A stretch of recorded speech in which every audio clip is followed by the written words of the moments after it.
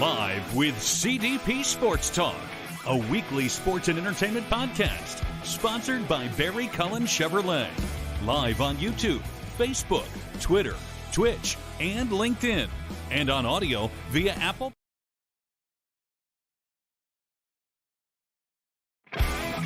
Live with CDP Sports Talk, a weekly sports and entertainment podcast sponsored by Barry Cullen Chevrolet. Live on YouTube, Facebook, Twitter, Twitch, and LinkedIn. And on audio via Apple Podcast, Google Podcast, Spotify, Anchor FM. Good afternoon, everybody. Again, I apologize for the glitch with my opening video. I have been working with StreamYard and their techs on it, so I might end up having to go to Microsoft Edge to do my podcast for the next show. So I apologize for that. Anyways, good afternoon, everybody. Welcome to Live with CDP podcast on this Wednesday, February 22nd, 2023, season 5, episode 28 today. Get some news to share with you guys all. Live with CDP Sports Talk, as you know, is a weekly sports and entertainment talk show hosted by yours truly, Chris Pame, is now going to be on weeknights at 8 p.m. Eastern, starting next week on WQEE 99.1 FM, The Key, the home of Southern sports and talk, the heartbeat of Atlanta. So I'm looking forward to it. It's a great opportunity to get Live with CDP Sports Talk on a radio station, and I'm really looking forward to it. And guys, as always, Live with CDP Sports Talk is sponsored by Barry Cullen Chevrolet Dealership at 905 Woodlawn Road West in the Guelph Auto Mall. Check out barrycullen.com for the newest selection of new and pre-owned GM vehicles. And also, guys, you can give them a call at 519-824-0210 and tell them Chris Pame, a.k.a. CDP, sent you. Or you can email them at info@barrycullen.com. And as of right now, Barry Cullen Chevrolet does have the all-electric Cadillac Lyriq in at the dealership, available for test drives. So if anybody out there is interested in booking an appointment for a test drive with the Cadillac Lyriq, the all-electric, please check out barrycullen.com or email them again at info@barrycullen.com. And also, guys, the all-electric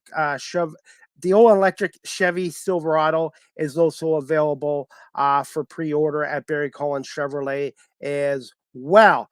Guys. Anyways, on this day, I want to welcome my guest on. His name is Hutton Jackson. He's an Emmy award-winning producer with MLB Network, and he's also the video producer for the Action Network, and Action Network, which is producing sports betting video content for the Action Network's award-winning app, social media, and YouTube channel. And he's also the host of a podcast show called Pro Lacrosse Talk as well. And he's done a lot of freelance media work and digital writing, and looking forward to speaking to Hutton about his career in broadcasting and media and his time with Major League Baseball Network and the NHL Network as well. Good afternoon, Hutton. How are you doing? I'm doing well, Chris. Thank you for having me. Well, thank you so much for coming on. And I still got a little bit of a glitch with my opening video, so I might have to go to Microsoft Edge to do my StreamYard podcast for the next little while. Well, hopefully they get that fixed for you, but I at least saw a little bit of it and it looked good. Yes, and I just had a new voiceover done by Tim St. Clair, the voice of the Chicago Bears, Bulls, and Chicago Fires. He's a friend of mine and a real good guy as well. That's awesome. It sounded good. So how things at Action Network right now? They're good. We're winding down from the NFL season, but we cover all sports. So continue to chug along, getting ready for March Madness.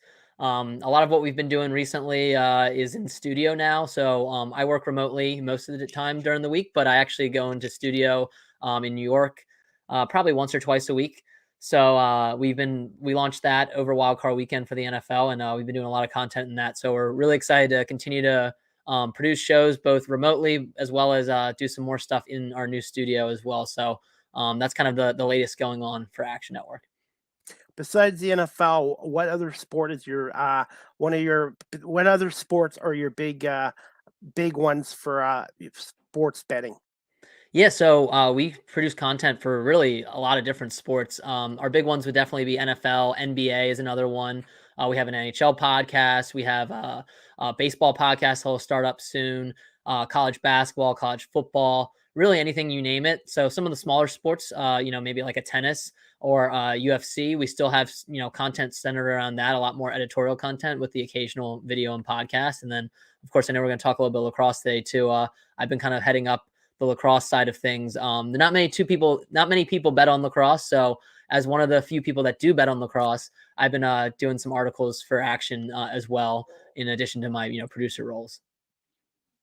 Can you also bet on the National Lacrosse League games as well? You can, yeah. So it depends on what state you're in, but lacrosse has seen betting come into the fold real recently. So unlike, sports that you've been able to bet on for a long time, even beyond the days of, now that online sports betting has kind of come to town, you can bet in a lot of different places, but it used to be, Vegas would set the lines and you could bet on, pretty much any sport. Lacrosse, though, is still relatively new. The PLL was the first to kind of introduce betting in 2020. And then shortly after, we got college lacrosse and the NLL as well. So doing pretty well with the NLL so far this year. I believe my record is for picks that I've given out is like 30 and 25 and 2. So NLL is one of my better leagues. College, I'm struggling a little bit to start the season, but it's the start of the season. There's a lot of unknowns, and then excited to bet on some PLL as well. But there is lacrosse betting available, especially the NLL, and I really encourage people to check it out. And if you're new to betting, kind of look at some of our content on Action Network for some ideas on how to get started and be responsible betting as well. When did the start? I'm sorry, could you say that again? I was going to say, when did the Action Network sports betting start up as a company business? Yeah, the company was a kind of combination of a few companies. So the app, our Action app, which you can actually track all your bets in one place. We have a lot of great features in there. All our video content and podcast content lives there, but you can also track all your bets in one place. So if you use a lot of different sports books like me, it's very convenient for you to be able to see all your plays. And again, allows for some responsible gambling as well, because you're able to see how much you're winning, how much you're losing, and kind of, temper your tendencies as well by tracking stuff in there. But it started out as an app as well as content. I forget what the company's names were, but they came together, became the Action Network. Was put together by the Chernin Group. We were bought by Better Collective, which is a Danish company that has a lot of other, sports betting media entities like Roto Grinders, as well as what's another one? Vegas Insider. So a few other sister companies as well, that we're a part of. But I believe it got its start in 2017. And, with 2019, online gambling coming into the fold, that's when things really started to take off. And I'm an old timer. I remember the days you actually had to leave your house to place a bet on a sporting event or whatever. And now you can do it on your smartphone, tablet, probably your TV, smart TV, everything now. Yeah, it's very convenient. And, that's what, as a company, not only are we in the content business, but we try to set up our bettors, with the proper tools. So another great feature of the Action app, I'm talking a lot about the Action app, but is being able to compare lines, and a lot of the ways, be a better bettor is to manage your risk. And if you can get a better price on, a bet on one app compared to another, you want to, bet where that better price is, because long-term that's going to help you, continue to be profitable as a bettor. And, even though betting, for most people is just entertainment, we want to win, and we want to make sure we're limiting our risk too, which is a big thing. So knowing that you can, shop the odds and, for a lot of our major sports and see where the best line is, it's a very valuable tool for people to use. And even lacrosse betting, we have a lot of sports books now. We have 6 in the US and a few in Canada as well, that are offering, NLL lines. So I always recommend that people, download multiple sportsbook apps for the exact reason of just, being able to compare the price and get a better price. It's like going to a grocery store and you want to get the best price, wherever you're shopping. So you should do the same, I think, when sports betting as well. Do you guys cover the CFL too? Do you guys do the CFL? I don't think we have much Canadian Football League right now. I think we'll Football League. occasionally have a written piece, but as of right now, we don't really have anyone on staff covering that as much. But definitely open always to people that have suggestions for different sports for us to cover. We are covering the XFL, which is going on now. Not a lot to base things off of when handicapping that, but trying to branch out to other sports like lacrosse and other forms of football as well. Yeah, and it's lacrosse. About 2 years ago, I had a guest named Pat Gregor from Quebec, Hmm. Canada, and he's a play-by-play announcer for the TSN's Game of the Week. And he started talking to me about the National Lacrosse League, and I had John Gerkler, the voice of the Buffalo Bandits, on and as a guest, and I started watching lacrosse, and then I've been able to go to Bandit and Toronto Rock games, and now lacrosse is one of my favorite sports, and I've been lucky because I've been able to cover the Bandits as a media member, and lacrosse is such a great sport. The indoor box lacrosse, they call it. It's just like a combination of hockey and basketball. And I'm just so glad that it's getting so much more exposure here in Canada with TSN and now with ESPN as well. No, absolutely. And you mentioned Pat and what they're doing at Quebec, Canada. They're offering right now the most, I think, types of bets that you can place on the NLL. The U.S. sports books are, starting to get there as well. We just got player props recently, but Quebec, Canada, and their staff have been, top of the line with offering those different offerings for bettors. They have a lot of different things you can bet on there. Unfortunately, I can't, not being in Canada, bet on a lot of that stuff. But the U.S. books are slowly getting there. But yeah, great work with what Quebec's doing. And like you said, I echo your sentiments about the NLL. I think it's a great sport to watch. I grew up playing field lacrosse, so box was a little bit new to me, but I love both versions of the sport. I'm not one that has uh, you know, I don't have like a favorite really. I like watching both. I'm more of a pro guy than I am a college guy, just because I feel like knowing the players and similar rosters from year to year is something that interests me and the player movement. But big fan of the NLL. I can't believe we're already halfway through the season. I'm hoping that it doesn't feel as short as it's been going, but excited for these upcoming playoff runs that a lot of these teams are going to go on. Absolutely, we'll get into that in a few minutes. But one thing about the Outdoor Lacrosse League, the professional league, is that called the PLL, the Premier Lacrosse League? That's correct. Yes. So there was a version called Major League Lacrosse that existed since 2001. And then one of the founders of the PLL, Paul Rabel, was a little disgruntled with how the MLL was treating players and wanted to change a little bit within from the inside out. So what he did is he went and started his own league, the PLL, which eventually merged with the MLL. They acquired the MLL's assets. And so now the new iteration of the PLL is pretty similar to what it was, in 2019 when they launched, but they now have a team called the Cannons that was an original MLL team, and all the players in the field lacrosse leagues are now under one roof. So you kind of had them battling each other for eyeballs for a couple years, and now the PLL has kind of taken over, which is good for the sport. It was good competition. Usually breeds success long term. So it was good that the PLL came around to kind of create this new version of field lacrosse to kind of improve upon what the MLL did. But I'm happy that, we now have one outdoor league and one indoor league. So that way, hopefully the best players can play each other in both leagues. And you see a lot of carryover, a lot of the best players in the world in the NLL also play in the PLL and vice versa. So that's also exciting for a lot of these players that get to be full-time lacrosse players, which is kind of tough to do if it was just, one season of each. Just given the fact that there's still, not as much interest in lacrosse as there is with other major sports. But you see some of the top players like Tom Schreiber, for example, playing in both PLL and NLL. And then, on the other side, Dane Smith, Canadian, predominantly, playing in the NLL, now playing in the PLL as well and doing really well in both. So it's exciting for a lacrosse fan to be able to kind of watch lacrosse all year round. One thing I wanted to ask you, how many teams in the PLL and how many regular season games do they play?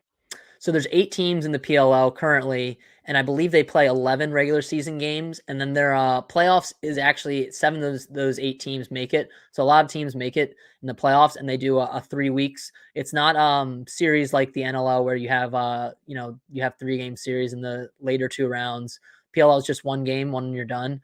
But that's how they do it. So they operate in 3-week structure. So you'll have the top. You'll have seeds 2 through 6 play in the first week, while the top seed gets a bye, and then the semifinals will be the remaining teams and the top seed, and then the finals obviously is the top 2 teams left. Okay, I think that's one league I got to start following a little bit more as well. Obviously, I'm into the National Lacrosse League, but I would like to learn a little bit more about outdoor lacrosse as Mm-hmm. well. Now, the field is this similar to a soccer field they use for outdoor lacrosse? Yeah, so it's about the same dimensions as a football field. So the college game actually is it's 20 yards longer than a football field. I'm sorry, 10 yards longer than the football field, but the PLO actually brought the dimensions in a little bit more. So the football field length is the same length as a PLL field. So that made the field a little bit smaller, but that actually sped up the game a little bit. A few other different tweaks from college to pro is a 2-point arc. So you can actually score a 2-point goal in field lacrosse, professional field lacrosse. And then there's a shot clock that's 52 seconds. So a lot of different variations. I think that's one of the biggest, issues with lacrosse. It's not an issue, but one of the hardest things for new fans is figuring out the rule set. Obviously, indoor lacrosse is very different than outdoor lacrosse, and even college and pro outdoor lacrosse is different. So there are some different rule sets and stuff, but when it comes down to it, guys, carrying the ball with the stick, passing, shooting, scoring. Obviously, you see players playing both, so the skill sets are pretty transferable between them. Is the net size the same for outdoor lacrosse as in the indoor game? No, it's actually bigger. So the net size is Okay. bigger in outdoor than it is in indoor. Ironically, though, the goal totals tend to be similar between outdoor and indoor lacrosse. College, the goal totals can be a little bit higher, but outdoor lacrosse's games are a little bit shorter. And given that the fields are a little bit bigger, there's less shots and less scoring in that regard. But then you have the 2-point arc. So sometimes you can have 2-point goals where indoor there's not that. So end up seeing around, probably 20 to 25 goals per game, sometimes as high as 30 in both leagues, despite the different dimensions and obviously the different goal sizes. So like I said, a lot of different variations, which can be, hard for people to understand when they first get involved. But once you watch enough, you can kind of pick up on it. And right now, when the league starts up, are they on ESPN, TSN? Where can people follow the Premier Lacrosse League? You can watch on ESPN and ESPN Plus. I believe if they wanted TSN to as watch a game, well. or Yeah, you can watch on ESPN, ESPN Plus, and TSN as well. Okay, and I'll talk to Pat more about it. But that's another league I need to start following. I think it's a great game. But Hutton, thank you so much for that information there. And now I just wanted to get into a few questions with you. I'm based out of Guelph, Ontario, which is about an hour from Toronto, 2 hours from Buffalo. Can you tell my audience just a little bit about yourself? Where did you attend school? And did you have any mentor or mentors when you were starting up in the industry and as a producer as well? Yeah, so I went to DeSales University in Pennsylvania, kind of like an hour north of Philadelphia, if people are familiar with that. I studied public relations and communications there. So it was less on the broadcast side, but more on just communications in general. And then from then I graduated. I'm actually in the U.S. Army Reserves. So the MLB Network had a U.S. Army Reserve and retiree apprenticeship program. So people that were in the reserves or retired could actually work at MLB Network for 9 months, almost like an internship. It was paid, but you kind of got to learn the trades of the industry, of the broadcast industry. So I did that, really enjoyed it. They kept me on full time. I was very fortunate. And from that is where I kind of got my start in broadcasting as a producer. So I started out as an editor, became a associate producer, and then the betting side of things kind of came into the fold when lacrosse betting came into, reality. I started betting on lacrosse, started getting into betting a little bit more, and I eventually left MLB Network to join the Action Network as my current job. So that's kind of where, my journey and my career has kind of taken me. In terms of mentors, I had a lot of mentors at MLB Network in terms of, some of the producers there. One in particular, Mike Santini, who was the VP of production at MLB Network. He's not anymore, but he kind of took me under his wing and kind of, allowed me to test some things out at MLB Network, whether it be in the graphics department or in the production department. And that's kind of where I found, being an editor was kind of where I was suited to be, and then eventually a producer. So I'd say he was one of my mentors in terms of getting me where I'm at. And being a part of a TV crew here at Rogers TV near Toronto and with the university here, I have so much respect for producers because you're basically like the quarterback is on a football team, and you basically need everyone to do their job to make it a great broadcast. No, absolutely. And it's a team effort, and I think MLB Network did a good job of having us fill different roles. So, I started out as an editor, but then I was also in the control room as a mock producer, which For a lot of people, it's almost like a tape director. So was in charge of people that were queuing up the replays for our game shows and stuff. So that was kind of a role that I filled in. As that role, I got to kind of see, how the producer operated, how the assistant director operated, how the director operated, how the coordinating producer operated, and then, all the other people that work behind the scenes. So it's very team environment. And like you said, I think, the producer is essentially the quarterback. But you can't do it without, it's like in football, you can't do it with all 11 guys. And same thing being in a control room, you need every person plays a pivotal role. So that part of production was really cool to be a part of. And at Action Network, we have a much smaller team, and we wear a lot of different hats when we're producing shows, but it's still that same environment, of having people help out with graphics, help out with miking, the talent up and stuff like that. So it's a good teamwork environment. It's a good it's almost like broadcast, almost like a team sport when it comes to producing shows and stuff. Absolutely. And setting up a broadcast and then tearing down, the fans have no idea how much work there is. And then you're right, you need everyone to do their jobs as well, from the on-air talent to the producer, to the audio guy, to the graphics. And that's what I'm trying to do in this industry, is learn all the TV stuff along with the radio side and become a jack of all trades if possible. Yeah, no, absolutely. And it's amazing too. Like what I wasn't really a part of a lot of like game broadcasts, but like you said, the putting things up and tearing it back down. I have a lot of respect for that too, because that's something I didn't have to, deal with being at a studio, but I know that's probably a lot, that goes into that as well, on the being on the ground level of these games. Definitely. Hey, since you brought up it a little bit, and I was reading up on it. Can you just tell us a little bit about your time and your role with the U.S. Army Reserves?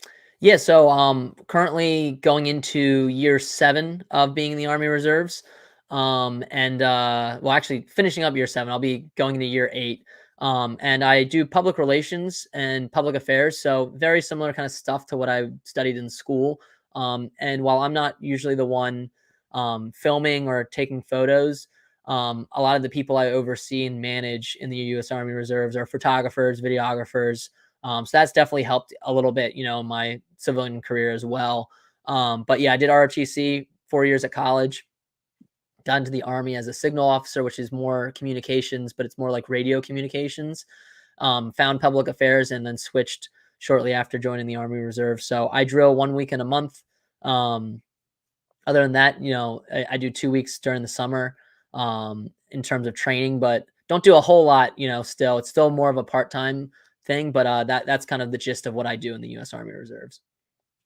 I was reading up on it, and I thought I'd ask you about it, and I think it's great that you're involved with that as well. How many years have you been doing that? I guess, what, 7 years now? Yeah, 7 years. So I'll 7 years. be as of May, I'll be going to my 8th year. I'll be 7 years as of May. Wow. So, and I was reading up, you've done a lot of freelance media work, obviously, even with the Washington Capitals as well.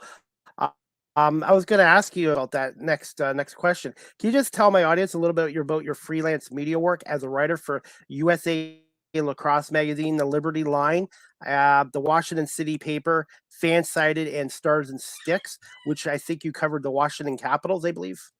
Yeah, so I didn't do too much with Stars and Sticks. I did a little bit, but with Fansided in general, I did a lot, and so a lot of it just comes down to, for me, I loved lacrosse and I loved other sports. Being an MLB Network, I was fortunate to get to cover obviously baseball, and then NHL Network was there as well, so I covered hockey. But that was more on the video editing side of things, and I still enjoy writing. So for me, I kind of wanted to find an outlet where I could start writing. So I started writing a little bit on the Capitals, and then Fansided allowed me to write for lacrosse as well, which, kind of got me to get my confidence in starting my own site, which was ProLacrosseTalk.com. And while I don't write as much for ProLacrosseTalk.com as much anymore, I wanted to still continue to write. So I've been fortunate enough to write now for USA Lacrosse Magazine a little bit. I'll be covering the PLL Championship Series a couple days this week for them. Again, like more on a really freelance basis. It's more of like a side hobby that I like, enjoy writing, and I'm fortunate that some outlets allow me to do that. The Liberty Line was a Philadelphia-based platform that does a lot of Philadelphia sports coverage. So I wrote a little bit on the Philadelphia Wings for them. And then the Washington City paper was a local angle. I'm from the DC area, so there's a few local angles I could take for the PLO Championship Series, and I got to write for them as well. So long story short is I don't really have a consistent home with any of those places, but putting yourself out there and being willing to, kind of, take some baby steps in terms of writing and just trying new things, I think is good for anybody trying to get into media, because I'm not really a writer per trade, but writing for different platforms has allowed me to kind of enhance my writing. And now I write, for the Action Network on a regular basis as well when it comes to lacrosse. So always encourage people to try different opportunities, even if you have a full-time job. And that's kind of what I was doing. I was doing different things while I was still, producing and editing at MLB Network. So that's kind of the gist of those things. I do freelance make as well, and about a year ago, I started writing articles. Obviously, I've done some for the Bandits, the Buffalo Bisons, the Toronto Argonauts, and stuff like that. By no means am I a professional digital writer by any means, but I thought it was good to start learning how to do it and just adding another skill. Do you have any advice for not just myself, but people that are just getting into digital writing and stuff like that? Yeah, I think just, be willing to take on assignments and try new things. And, the best way to become a better writer is to just write and have an editor, so a lot of things that I've picked up on have, come from my editors, and then in turn, becoming an editor of the Pro Lacrosse Talk, website, helped me enhance my own writing as well. 'Cause you're able to pick out things, so becoming like your own proofreader is always a big thing. So, I think just continuing to write and seek out opportunities. Fansided was unpaid. So trying unpaid opportunities to get your foot in the door, and then that might lead to some more paid opportunities down the road, is always something that I suggest people do, especially if you're in college or, just getting started in the industry, just trying different things. Absolutely, and that's what I'm doing as well, because everyone looks at the money aspect, but when you're switching careers, especially into media, you have to work hard, but you also have to pay your dues and get your name Mhm. out there and establish yourself before you can start even looking at getting money first. Absolutely. Okay, and this leads to my next question. Hutton, what was it like being a part of the Major League Baseball network and the NHL network as an associate producer? And what was a daily day like? And what was it like working with Christopher Russo as well? Yeah, I didn't work with Chris Russo directly too much, but I worked with, a handful of talent at both networks, and it was a pretty fun experience. You kind of get into whenever your call time is. So sometimes the shifts are early in the morning. Sometimes, I was at late as 6 p.m. going into 2 a.m. So that kind of, there's some variance there, but you kind of get in and then you go to show meetings, and then from the show meetings you kind of start building the show. The producer will start assigning roles and assigning different things. So I got to work with some talent on breakdowns. Like Stu Grimson was one that I do a lot of breakdowns with. So maybe he wanted to talk about Ovechkin scoring goals and, on the power play. That would be something that I would help pull the footage for and get treated, and then get that ready for the show so that when he's going over, Ovechkin on the show, it lines up with what he's talking about. And like I said, doing the NHL and the Major League Baseball network overall, I guess it was a great experience for you. I assume that you were able to learn a lot every day there. Yeah, I learned a lot there. I owe, that to kind of, getting me started in my career. I didn't really see myself getting into sports. I was always a big sports fan, but that job was really ignited my passion, to being in the sports broadcast industry. And now I don't see myself leaving. So yeah, I owe them a lot, and it was tough leaving. But I'm happy where I'm at too at the Action Network, getting to kind of do a little bit of the same stuff and work with, different sports as well. But yeah, owe them a lot, and for taking a chance on me, and definitely learned a lot there.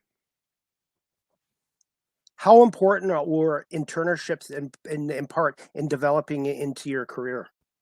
Yeah, it's I think it's very important. I did a internship that was more writing focused, when I was in college, but we also worked on web design, and I was able to utilize that at the school newspaper and, revamping the school newspaper's website. And then from that I started my own website, and then, obviously at MLB Network, I learned a bunch of skills in terms of video editing and stuff. And that was, started out as an apprenticeship. So definitely recommend people, test out internships. But don't also be afraid to, try to go into jobs that that are entry level and that will, let you grow as you're working too, because as important as internships and apprenticeships are, you also want to get paid for your work as you're starting out in an industry. So I think they're vital to growing, but also, it's important to kind of find the right spots as well. Absolutely, and I'm kind of lucky right now with the university. I'm getting paid, not a lot, but I'm getting paid, and I'm getting schooled at the same time. So it's kind of a win-win situation, and it's a really good environment. And last night I was learning how to do replay, and then the cool part was how to slow down a replay as well, like Hmm. from 100% down to 75 to 50 to 33, and it's just it just shows you how important a replay is to a broadcast as well. No, absolutely. We utilize replays a lot, on NHL Tonight and MLB Tonight. So definitely a vital part of the broadcast. The same with those camera operators, because I do camera work as well, Hmm. and camera operators are huge because they paint the picture for the on-air talent, and you have to. As somebody told me this too, a broadcast is like being on the court or the ice. You can't take a play off because if you do, you're going to miss something and it's going to affect the broadcast. Hmm. Agreed. Okay. Just a couple more questions, Hutton, for you. How did you end up again with your role as a video producer for the Action Network? And what is a daily day like at the Action Network with what you do there? Yeah, so they posted a job opening for a producer, so I applied and ended up landing the job. And my daily role a lot is managing our YouTube content. So I'll sign in for a meeting at 9:30 in the morning, and that will be for our daily show that is produced every day, Green Dot Daily. And so I'll work, with our producers there in terms of sometimes I'm producing that show, sometimes often I'm not the producer on that show. We have a lot of other producers too, so I'll assist. And then in terms of YouTube content, I oversee a lot of our freelancers that are editing our podcast videos and different, picks videos and stuff. And so they'll upload those to YouTube, and then I'll kind of QC them and get them scheduled and published on YouTube. And then I'm also in charge of like looking at the analytics too to see how we can better improve our YouTube platform. So that's kind of the typical day for me. Wow. One thing I need to work on, I haven't had much experience on, is the editing. How important is editing as a skill in the media industry? Yeah, I mean, I think it depends on what you're going into, but like I think editing plays a big part because knowing how to edit helps you be able to know how to do a lot of other things in the broadcast industry. So yeah, I think it's a important skill to have, even if it's just a basic level knowledge of editing. You don't have to be the world's best editor. There's oftentimes someone that's better that can also assist with you. But knowing the basic edits of like Premiere and stuff, I think is an important skill to have. Definitely. And one thing I also too is in this industry, there's always something new to learn every single day, and that's the what I like about it is the learning Mhm. aspect of it. Me too. You really are always learning. Absolutely. Now, how did you ended up coming about your pro lacrosse podcast, and what are some of the behind the scenes of your show that you do for the show as well as host it? I believe Adam Moore, is it Adam Moore that's Yep. involved in it with you? Yeah, so we haven't been able to do too many podcasts lately, just because I've been busy with the full time job, and then Adam is now with another job, and he has one baby and a baby on the way as well. But when we did launch it in 2019, we both had a passion for pro lacrosse, so we got together, and he was also had some experience, studied communications in school, so we decided to launch both a podcast and website. It started out kind of covering, pro lacrosse news, and then kind of evolved into more of interviewing players and kind of talk show style where we kind of give our thoughts and stuff. But oftentimes I just book an interview with a guest, and then once they're on, I'll prepare questions, and then once they're on, I'll kind of ask them questions. And a lot of the things we focus on are kind of their career from when they first picked up a lacrosse stick to now playing in the pros, or if they're a coach, how they got into coaching. And we'll also just look at too, like what advice they have for young players and where they kind of see the game growing going forward. But That's kind of like the behind the scenes look at how we kind of produce that podcast. People don't realize how much work there is in a podcast, and guest booking is a full-time job itself, and you have to be flexible with your guest schedules. And sometimes I've had guests cancel on me at the last second for whatever reason, and the show has to go on. But people don't realize, like I said, how much work there is involved in a podcast show. Yeah, there's a lot. Like you mentioned, landing guests is definitely a process as well, and being flexible with your guests. So yeah, there's a lot that goes into it. At the end of the day, though, it makes it all worth it. I think when you're able to put something together. Absolutely. Now, I was going to use the word favorite, but who have been some of your most memorable interviews and stories you've done in your career so far, Hutton? Ooh, that's a good question. Tom Schreiber's been a good interview. We've had him on the podcast 3 times. Trying to think. I mean, we've had a lot of good ones. Let's see, who's another? Dallas Elliott is a former NLL. He's an NLL Hall of Famer. He's a former goaltender in the NLL. He played during the 80s and during the 90s and early 2000s.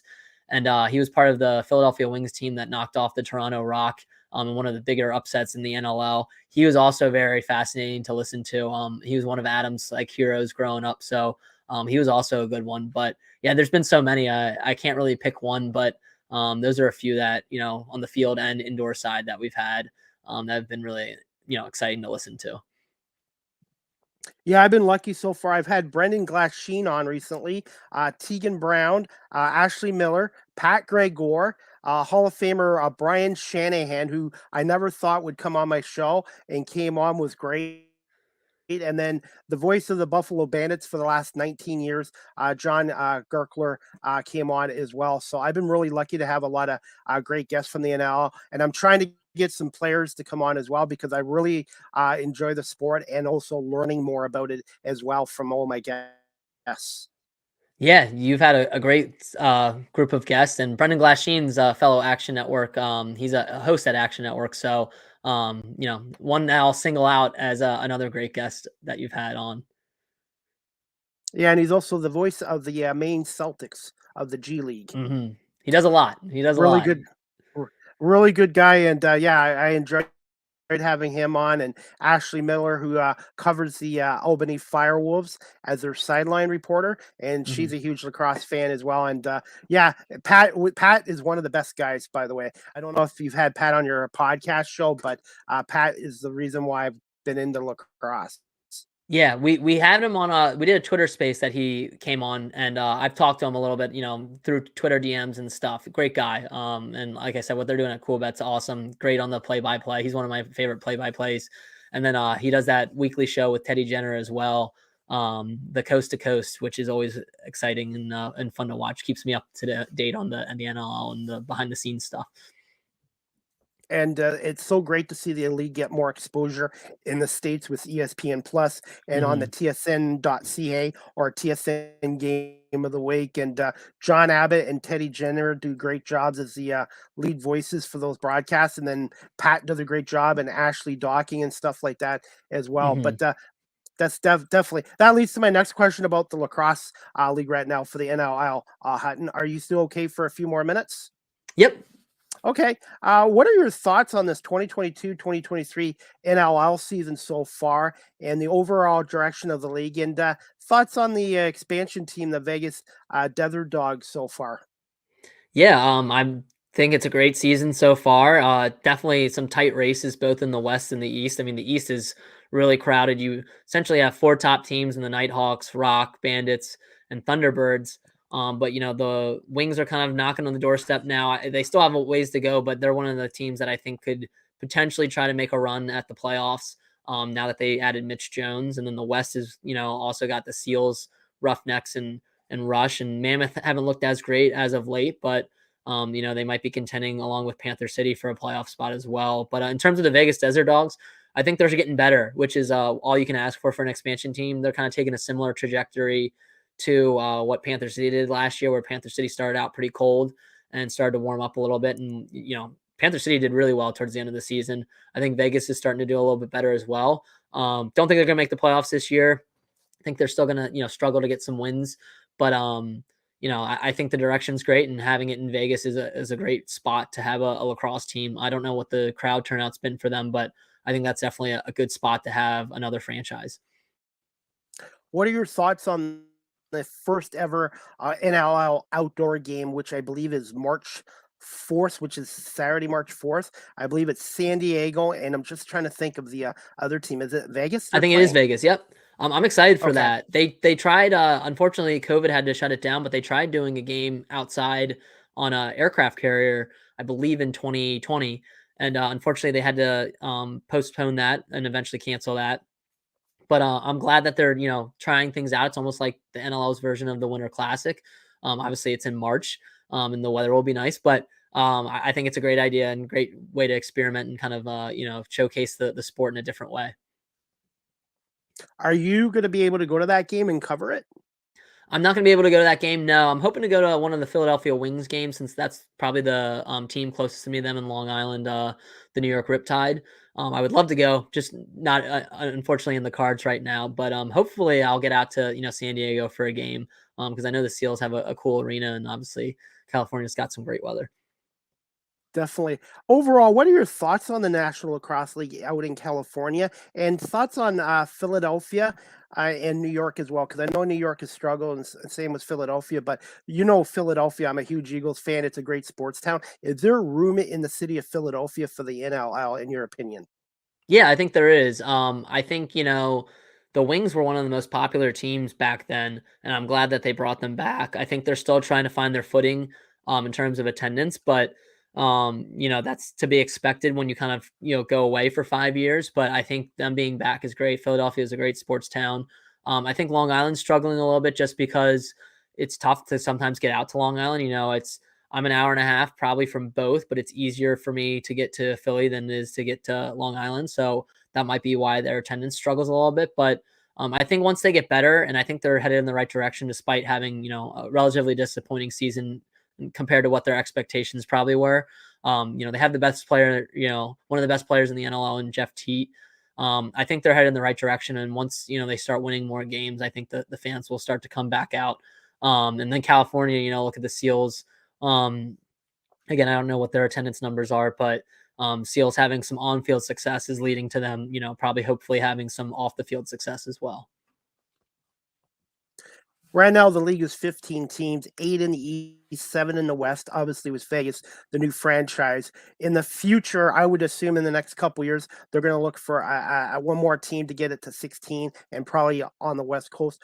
Where are some cities on the West Coast that could be possible expansion franchises for the National Lacrosse League? Where do you think? Yeah, that's tough. I mean, there's some that I would like kind of aim for that maybe are in the traditional sports markets, like Chicago, I think would be good. Nashville, even though it's not that far west, I think would also be a good spot. But then if you look at some cities that would probably just eat up lacrosse, Winnipeg, in Canada would probably, even Edmonton, obviously the Rush moved to Saskatchewan from Edmonton. I still think there's probably some room for Edmonton there. Obviously, you got both the Roughnecks and Saskatchewan relatively close nearby, but I think if they wanted to put a team in Edmonton, that would be successful. So if we're thinking, more west, I think those would probably be the spots that I would look. Maybe Minnesota again. Obviously they moved down to Georgia, but that might be another opportunity. But if I had to pick one, like for the next expansion franchise, I really think Nashville would be a good spot because they love their Predators there. And I just feel like that would be a good venue for them. And you get the tourist kind of crowd too, like what they do with Vegas. Vegas is going to get fans coming in that are just visiting Las Vegas. You might get the same thing in Nashville too, with people visiting Nashville. What are your thoughts on the new National Lacrosse League commissioner so far? I've been lucky to interview him, and I think he's great. I think what Nick Sakevich did in terms of growing the league and getting stable ownership was great. And I think what Brett Frude's doing is kind of taking another different view at it. And I think they're gonna probably put expansion on pause right now as the league continues to kind of grow its fan bases. But I think so far he's done a great job, and I think he's a good fit. Obviously has a lot of background in sports, coming from NASCAR. So, so far so good for him. Okay. And I just got a couple more quick questions I wanted to ask you, Hutton. Which teams have surprised you in the NLL this season, and which teams do you feel have sort of underachieved at this point of the season? Yeah, I mean, the biggest surprise would be the Nighthawks. No one expected them to be, this good. I thought they were going to be better this year. I was actually telling people like, put some money on them on the futures market, thinking that they might be a playoff team, sneaky playoff team. Did not think that they would at one point, sit at the top of the East and still be in contention for that number one seed. But yeah, they've definitely surprised people. I think the addition of Connor Fields has been big, as well as a lot of other free agency moves. And then one team that disappointed me, I think, is the Wings. They trade for Joe Reseteris, or they signed Joe Reseteris, expecting him to kind of be the guy. And, he's starting to be that guy now. But I think their expectations were a lot higher than where they're at right now. And they just still seem to struggle from the same things that plagued them last year, which is giving up a lot of goals on transition and just shoddy defense in front of a decent goaltender in Zach Higgins. So they're a team that hopefully are, trending upwards now with the addition of Mitch Jones, but they've definitely been a disappointment for the first half of the season. And I was just reading up before we came on at 4:30 the NL's top 5 teams. Right now they have Toronto, Buffalo, Calgary, Rochester, and San Diego. Do you agree with that list, or is there a team out there that you think should be in that top 5 power ratings? Yeah, I think that top 5 is pretty accurate. I think I would, put the Nighthawks up there too. I don't think I would change that top 5 because Calgary's been really hot lately. But I definitely would put the Nighthawks and the Rush, right on the doorstep and trying to break into that top 5. And then the Thunderbirds are a team that it's tough to think that they're just 500 right now because they have the roster to contend for a championship. But they're another sneaky team that all they got to do is get into the playoffs and they can make a run as well. So those are some of the teams I'm looking at right now, though. Toronto, I think, is the top team in my mind. And Calgary is looking really, really strong too. Calgary can hang with anybody. So I think a lot of what that comes down to is good goaltending. Nick Rose is the best goaltender in the league right now, and Christian Del Bianco. You could make an argument that they're 1A and 1B. So when it comes to the NLL, goaltending really matters, and those are two of the top teams right now. So wouldn't change too much about that list. Thoughts on the Buffalo Bandits? Obviously, without Connor Fields, who they lost, and now Josh Byrne, I believe, is going to be out a while. Can this Bandit team keep winning without Byrne in the lineup as well? Yeah, I think they can. I think they're going to struggle without Byrne. You can make the case that Byrne, is their best player along with Dane Smith and Matt Vince. So I definitely don't think it's ideal. I definitely think they hope they get Josh Byrne back for the playoffs, but they have a lot of talent on this roster. I mean, Chris Cloutier goes down. That kind of would hurt any other team, and Bandits didn't really miss a beat. Now Josh Byrne gets injured, and that following game that he got injured, they still won. And they've been looking still pretty good. So I think if they want to contend for a championship like their goal is, then they're going to need him, get him back. But as of right now, I wouldn't be too worried if I was a Bandits fan, just given the fact that they have such a deep roster. They probably have one of the deeper rosters in the league along with Toronto. So, and, San Diego is up there too. So not too worried about them, but definitely hope that Byrne gets healthy enough to come back for a playoff run. Thoughts on John Tavares? Obviously, is one of the greatest lacrosse players of all time, and as head coach, thoughts on him quickly? Yeah, I think he's, a lot of people have him right up there as the greatest of all time in the NLL with with both Gary Gait and John Grant Jr. So I mean, Tavares is probably the greatest of all time that we've seen in the NLL as of right now. And I think what he's done with this team is, pretty solid to get back to not only make it to a championship in 2019, unfortunately lose, a close one, but then, being able to take a roster that looked a little bit different when they came back, to play and take them to a championship. And again, falling a little bit short last year, says a lot about him as a head coach. I'm going to put you on the spot here right now. Right now, if you had to pick a team out of the West and the East to meet for the NLL Finals in 2023, who would it be as of right now? All right, so I'm going to go Toronto in the East. I just think they're a juggernaut. Obviously, they've had a few games where they haven't looked like themselves, but if they're on their game, I think they can beat anybody. And Nick Rose has been as good as anyone this season. I mean, he should be an MVP candidate. I think he, is in the conversation. And then if I got to go West, a lot of people will probably pick Seals, and then Calgary's another team that's looking good. But I'm going to go the Rush. I think the Rush are still sneaky under the radar. They're another complete team that have, they just beat San Diego last week. They play Calgary tough. Calgary, had their number a few weeks ago. So it's kind of weird for me to put them, above Calgary, and that's no disservice to San Diego and Calgary, but I just think the Rush kind of have a chip on their shoulder, missing the playoffs last season. And, as long as Alex Buque continues to play well, I think that team can also make a deep run. So that's kind of my spicier take. I'll say the Rush and the Rock to meet in the finals. Okay, and then before we wrap this up, who would be your pick as MVP right now and best rivalry in the NLL right now? My opinion would be the Bandits and Rock. Yeah, so in terms of the MVP, I got to go with Nick Rose, but Del Bianco has got to be up there as well. And for me, it's tough because I think Nick Rose has played better.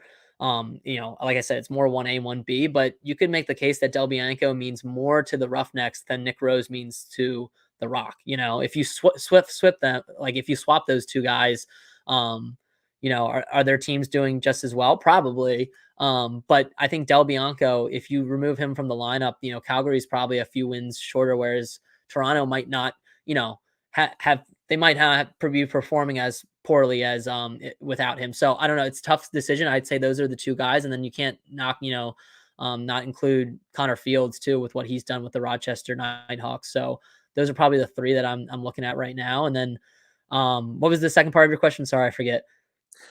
I guess the best rivalry. We talked about MVP, but the best rivalry in the National Lacrosse League.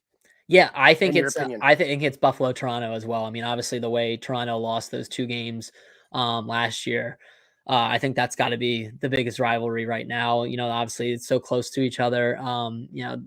Halifax is probably, up there with some of these other teams. I like to see that Rochester and Halifax, it's kind of a rivalry given their franchise's histories is starting to become more of one. But to me, it's Toronto and Buffalo. It's been a rivalry, since the league has kind of been formed and those teams came into the fold. And so that's definitely, I think, the top one. Definitely. And the next lacrosse game I'm going to is Saturday, March 18th at the KeyBank Center to see the rematch of the NLL finals between the Colorado Mammoths and Buffalo Bandits. And I really look forward to covering that game, writing a story, and hopefully doing some live interviews. But Hutton, I'm going to wrap this up with the last question. What advice would you give to those who are looking to pursue a career in journalism, broadcasting? And again, where can my audience find you on social media and Action Network as well? Yeah, I would just say, try different things. Don't be afraid to try new things in the sports media world, especially trying some side things too. If you have a full-time job, try different things as a freelancer. And I think that's probably my biggest piece of advice because I've, done that for my career and it's helped me a lot. And then you can find me at Hutton Jackson on Twitter. And then if you want to, if you're into sports betting, you want to follow my bets, you can follow me at Hutton Jackson in the Action app as well. And their website is actionnetwork.com as well. Yep, that's correct.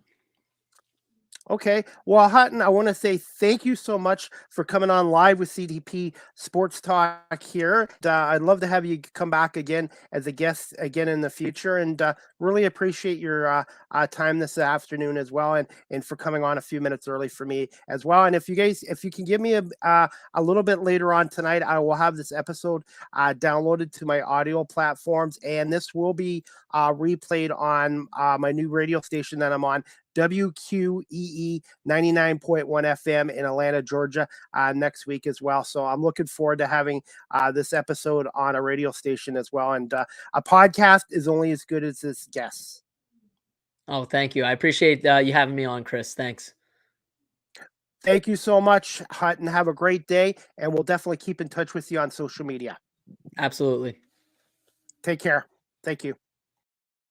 All right, guys, I hope you enjoyed Season 5, Episode 28 of Live with CDP Sports Talk. Again, brought to you by Barry Cullen Chevrolet, 905 Woodlawn Road West in the Guelph Auto Mall.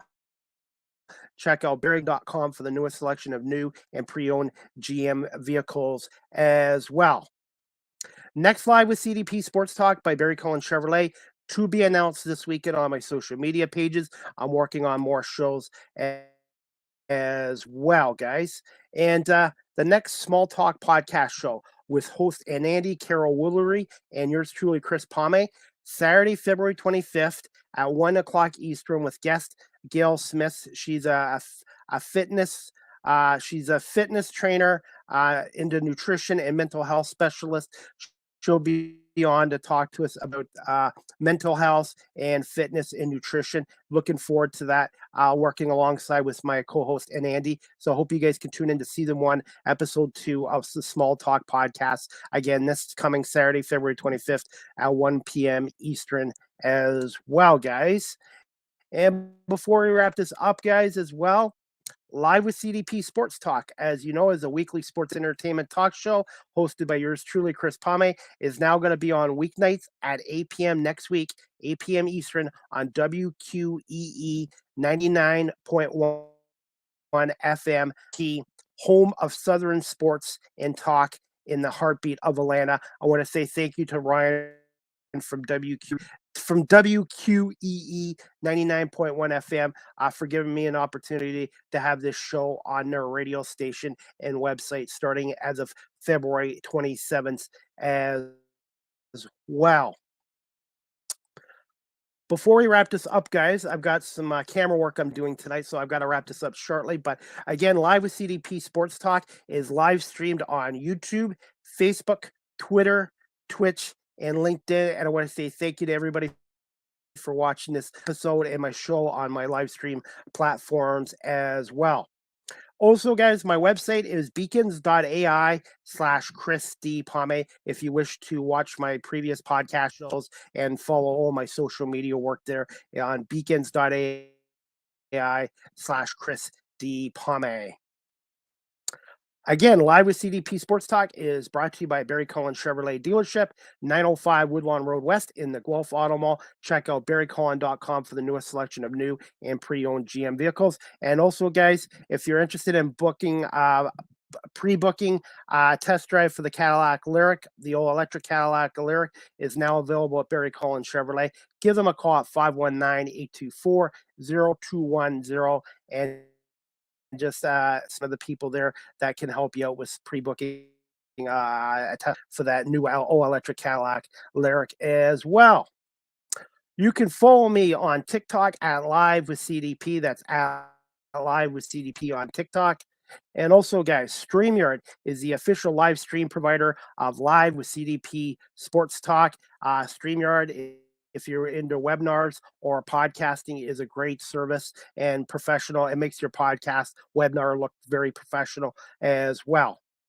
And finally, guys, Live with CDP Sports Talk podcast. The audio version is available on iHeartRadio, Amazon Music, Google Podcasts, Anchor FM, Apple Podcasts, Breaker, Pocket Casts, Radio Public, Spotify, Castbox, LinkedIn, Stitcher, Tuned In, and now as of next week, February 27th, again, Live with CDP Sports Talk will be on radio station WQEE 99.1 FM, the key in Atlanta. And I'm looking forward to the opportunity to expand this podcast show on their radio station as well. So again, WQEE 99.1 FM in Atlanta, Georgia, as of February 27th.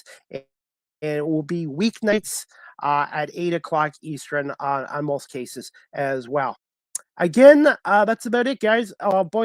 Finally, you guys, if you have any comments or questions about Live with CDP Sports Talk, you guys can email me at cpalme, that's cpalme, POMAY 19@gmail.com as well. And also, you guys can follow me on LinkedIn at Chris Palme. I post a lot of content on LinkedIn. And also, guys, you can follow me on Facebook, Twitter, Instagram, and also please subscribe and like my YouTube channel, Chris Palme, or Live with CDP Sports Talk there as well. And that's about it, guys. Again, I want to say thank you to my guest, Hutton Jackson, a video producer for the Action Network, and he's also done freelance media work as well, and also worked on the Major League Baseball Network, NHL, for coming on today and talking about his career and also about a little bit about the Premier Lacrosse League, which is an outdoor lacrosse sport, and also the NLL as well. I really appreciate that. And please, again, check out Hutton Jackson on his social media pages as well, or check out actionnetwork.com for sports betting as well. Next Live with CDP Sports Talk, again, brought to you by Barry Collins Chevrolet, to be announced this weekend. And finally, guys, Small Talk Podcast, again, with my co-host and Andy, Carol Woolery, and yours truly, this Saturday at 1 o'clock with Gail Smith. Looking forward to talking to her about fitness, nutrition, and mental health. And that'll be live streamed on YouTube, Facebook, Twitter, Twitch, LinkedIn, and the Small Talk Podcast Facebook page there as well, and as well as all audio platforms as well. Again, guys, I want to say thank you to everybody for watching and listening to Live with CDP Sports Talk on my social media platforms, live stream audio, and also on WQEE 99.1 FM in Atlanta as of next week as well.